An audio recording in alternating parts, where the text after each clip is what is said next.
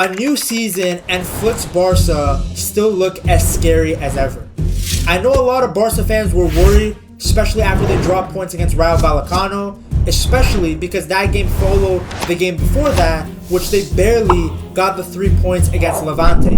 He had pinpointed the errors, or at least what was causing the issues, right in the beginning of the season. If you guys remember, in his post-match press conference after Rayo Vallecano, he came out and said that the players shouldn't have ego. Now, when he used that term, immediately everybody was thinking about what the Barca players are doing on the ball. But that's not what he was actually referring to, at least in my opinion. Send people in the way that the team plays. They don't talk about winning, they talk about how you play and how you can communicate with the community. It's like a mission to be able to make people enjoy what they're doing. Whether if it's the fans or people on the field or the coach. You have to enjoy what you're doing. I believe he was talking about the fact that some of the Barca guys had egos when it came to doing the dirty work off the ball. And there was a lot of players at fault. Obviously, Yamal was one of them. His body language didn't look great in that Rayo Vallecano game, but he wasn't the only one. Even Rafinha, Olmo, at times Frankie de Jong, the team wasn't pressing as a unit. And that's a massive issue in Hansi Flick's system. Because people will constantly talk about the high line, and the high line isn't actually a problem. Sure, could Flick's Barca maybe not use it as often, especially towards the last 5 to 10 minutes of a game, and that would have helped against Inter, and hopefully the team has learned from it.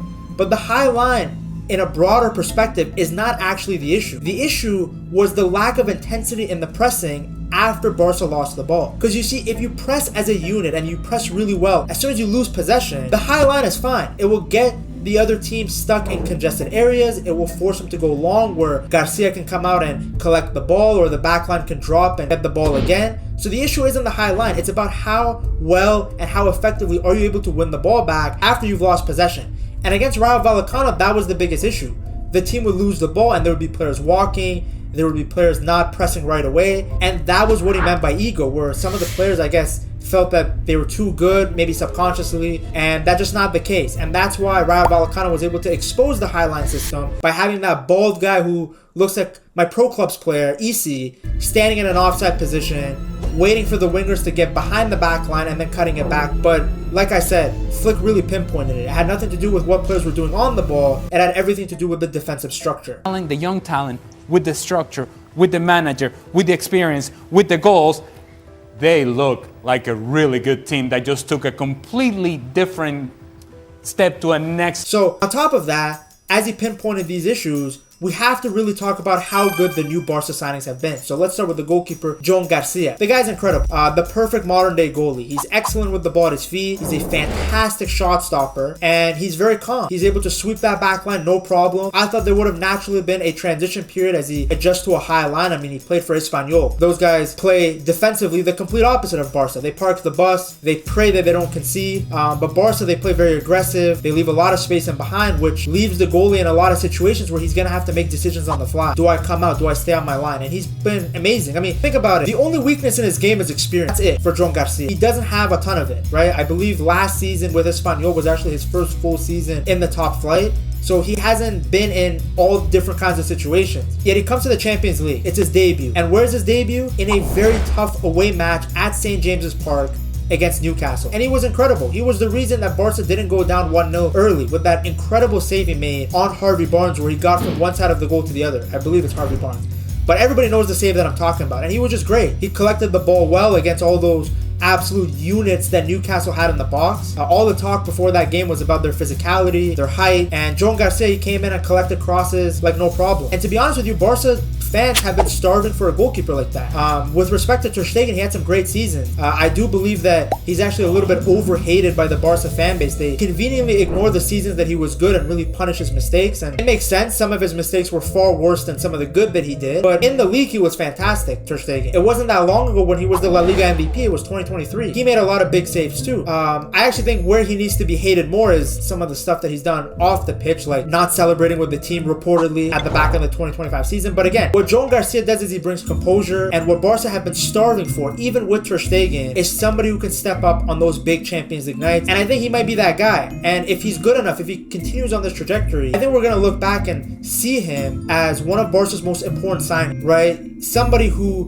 could easily become the anchor and the face of the new generation because he's so young. And goalies only get better with age as they get more experience, as they see all these different kinds of situations. So he can be there for a decade easily. And if he can keep at this level, Barca have finally found a solution to a problem they had for many years. The next big signing I want to talk about is, of course, Marcus Rashford. Now, as soon as Rashford signed for Barca, I came out and I said that it was a very low risk, high reward signing. Yes, his wages are high, even with a pay cut, but he was coming in to basically be in the same position as Hansi Flick, right? Hansi Flick was also on very high wages. He was one of the few players that Hansi Flick didn't have a magical touch with. And I know he's doing good at Monaco now, but it was clear that he was never going to actually offer anything positive to Barca, at least not this season, and he certainly didn't do it last season. Rashford comes in, he comes in with a chip on his shoulder, right? You got to keep in mind, this guy was essentially kicked out of his boyhood club. People will say that he left Manchester United on his own because he was pushed out. Like, I don't think he did the interview saying he wants a new challenge, but that was after Amorim had basically made it clear that he wasn't going to play him. So he's coming to Barca with a chip on his shoulder. He's this athletic demon, and we saw that against Newcastle. This guy at his best is such a good player. He's somebody who has qualities that are not typically Barca DNA. Barca DNA isn't always about pace and power, right? This guy, he plays like mini Ronaldo, right? His style of shooting, the way he runs, it's not the Barca DNA, but he's exactly what this team needed. And when Yamal was injured, he was thrown into the mix, this trial by fire, but he did excellent, right? That was a big Champions League game. Nobody else had stepped up in the attack at least, and he comes out of nowhere and he gets a fantastic brace and he helps win that match. The header was fantastic. The long shot was great. Top in, so much power. One of the best strikes we'll see all season to go off the crossbar and down like that. So he's a great player. What was his issue at Manchester United? Inconsistency. But that won't be an issue at Barca because they won't need that version of Rashford that we saw against Newcastle every single weekend. The problem was that at United, he had to play like that every game or else they didn't have a chance. So his inconsistencies were under a bigger magnifying glass. At Barca, there are so many different players that can step up. You have a player like Fermin Lopez that can give you a good game. You have Dani Olmo. You have Ferran Torres who can come in and get a brace. You have Lewandowski, Rafinha, and of course Yamal. So Rashford doesn't need to play at a 9 out of 10, a 10 out of 10 level every single week. He just has to make the right decision with the ball and work very hard. And you've already seen it. I think if you go back and watch the game against Getafe, the man was running full speed when the team was already up 3-0. He showed more defensive work rate in those 45 minutes where he came on as a sub than he did all season at Manchester United. So he's motivated and he wants to prove people wrong. And it's a World Cup year and you had Thomas Tuchel watching that match against Newcastle. I just knew it was going to be a good signing. And I even made a video recently. I called him the £100 million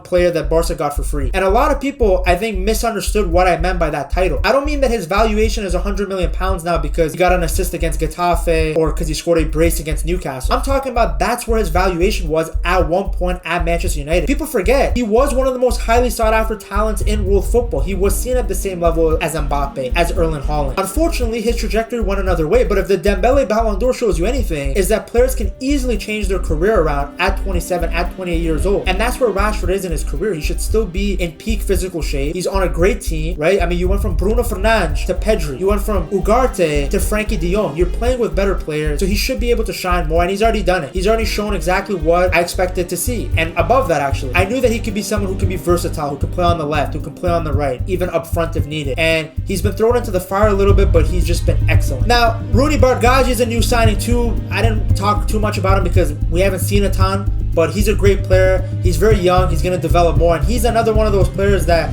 was once very highly sought after, but people kind of forgot about him because of his injury. And now that we have talked about the new signings, it's time to talk about the existing guys. And they're all very good. The one thing that I like from Barca this season, and Flick has already shown it in his rotations, is that they have a lot of depth, right? They can roll up to a game against Newcastle and run Araujo and Cubarsí, and then the next game they can run Christensen and Eric Garcia. And it's really good that Barca have this kind of depth, and they have different profiles. So if we start with the back line, Flick clearly wanted somebody more physical in that game away against Newcastle. And that's great because you have Araujo. And Araujo on paper is a phenomenal center back. Such good physical qualities, a beast in the air. His only problem is that obviously on the ball he's not great. He's not bad, but he's not great. He's no Cubarsí, he's no Christensen. And he has that obviously bozo moment gene. You know, we've already seen it multiple times. He can be excellent for 70, 80 minutes. And then there's that 1 second where his brain just turns off. And it's a shame again because he's the exact type of center back that Barca have been missing. Somebody who has pace, somebody who has power, somebody who can physically impose himself onto game. But it's good to see that Flick is rotating. And then next to him is obviously Cubarsí, who some people were worried about. But guys, he's a young center back. Development isn't always linear. There's going to be bumps in the road for him. There's going to be times where he's going to get exposed by an attacker. But his ball playing is so out of this world. It's so important to the way that Flick wants to build out from the back that you can never lose faith in this guy. He can break 3 lines of play with just one pass. It's like having a midfielder, a central midfielder in the back 4. So he's been great. Koundé continues to impress me with how good he is going forward. Again, at the end of the day, this guy is a center back, but the progress that I've seen from him with how good he is on the ball, with how good he is in the attacking third. I mean, that cross to Rashford is Koundé on his weaker foot. So that tells you everything. Gerard Martin has been good. I'll give him respect because when he's been called upon, he's done a great job. Against Newcastle specifically, I thought he was going to get cooked because he had a yellow card in the first half and Alanga kept sprinting by him, but he really stepped up in the second half. I still don't think he's a Barca level player, but we do have to give him his flowers because, to be honest, he hasn't put a foot wrong. He's been asked to come in as the backup left back again and he's been fine. Then we get into the midfield and again, Pedri and Frankie de Jong, just incredible. The depth in the midfield is really good, right? Flick can decide whether he wants Casado or he wants Frankie de Jong. Against Newcastle and against other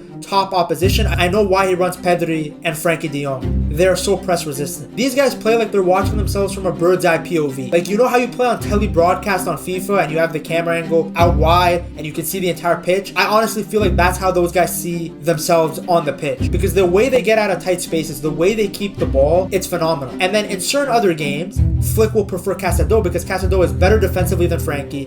Frankie's good defensively, but there are times where he ends up ball watching. That's probably his biggest weakness because he's good in duels, he can cover ground, but it's just he loses his man sometimes. Casado doesn't do that. But on the other hand, Casado is not as press resistant as Frankie. So Flick has these options. Depending on the match, depending on what he wants to do, he can play either or, right? Because Casado, he might not be as good on the ball as Frankie de Jong, but he's able to play these direct through balls that once again Frankie can't. Frankie keeps it a little bit more simple, but in some games that's what you need. You need composure. You need the guy to keep the ball. And then Pedri, I mean, I made a whole documentary on this guy. He plays like he has post-knock clarity permanently. The guy is just so cool, so good out of spaces. I mean, there's not much to be said about him. The only concern that I would have for this Barca team, and they've already kind of silenced it, but we have to see how it happens as the season progresses, is I still feel like the attack is missing that ingredient. Rashford has helped, Ferran Torres has been good, Lewandowski is always an elite number 9, and Rafinha is there, but I do feel like this team might still be a little bit too dependent on Yamal. They've done a great job with him being out, but it did take a moment of brilliance from Rashford against Newcastle. The real question is who's going to be the next guy that will step up. Will it be Olmo? Will it be Fermin Lopez? Will it be Rafinha? We'll have to see, because Rafinha is still getting his goal contributions. He still looks great. Obviously, he hits another level when Yamal is there, because when Yamal is there, he can go on the left. He doesn't have to worry so much about creating. He can go back to being that direct outlet and behind the runner, and we'll see his goals go up. But he's been great too. And the last thing I actually want to talk about is the attacking midfield spot. Whenever Fermin Lopez or Olmo has a good game, Barca fans have this bad tendency of trashing one or the other. But listen, I'm not the biggest Olmo fan. I thought that amount of money for an injury-prone guy who plays in the number 10 role wasn't necessarily the best use of funds. But there is absolutely no doubt that it's a luxury to have both of them. Now, Flick can decide, depending on the game, who he's going to play. As I told you guys, like he has options in the center back position and in the double pivots, he has the same option in the number 10 spot, right? Fermin Lopez is much more aggressive. He's much more direct. He's a lot better when there's open space. Olmo's more technical. He has more flair. You know, everybody saw that back heel against Valencia, that back heel assist to Ferran Torres. So he's better in certain situations. So you don't have to praise one and then trash the other. They have different qualities. They're responsible for different games, different situations. And that's what Flick, I think, is really going to enjoy. And then on top of that, he can also use Rafinha there when everybody's healthy. He can use Rashford on the left, Rafinha in the middle, and then Yamal on the right. Although I still do believe, as good as Rafinha is through the middle, I think he's better on the left with somebody else in the number 10 spot. I know Barca loses a bit of width, puts a lot of dependency on Balde to present the width and to hold the width. I know a lot of people like Rafinha down the middle, but I still think he's at his best on the left wing. I know that puts a lot of pressure on Balde to provide the width and speed all by himself, but I do think we see the best out of Rafinha on the left wing. It's still early, but I think Barca have played really well. I think they've turned it around fantastically well after the first 3 games. Yamal's injury hindered the team a little bit as well because that guy just elevates the team to another level. But there's a lot of good qualities. There's a lot of things to be optimistic about. And as the season unfolds, we're going to see just how good this team can become because they were so close to winning everything in the 2025 season. Let's see what they can do now.